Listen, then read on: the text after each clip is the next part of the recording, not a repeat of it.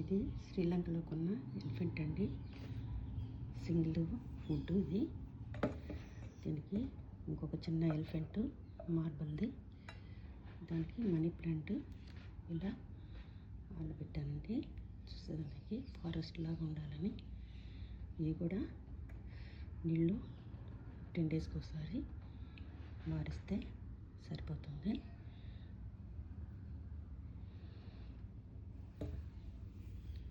శ్రీలంకలో ఈ ఎలిఫెంట్సే ఎక్కువ ఉంటాయండి, అక్కడ ఫేమస్.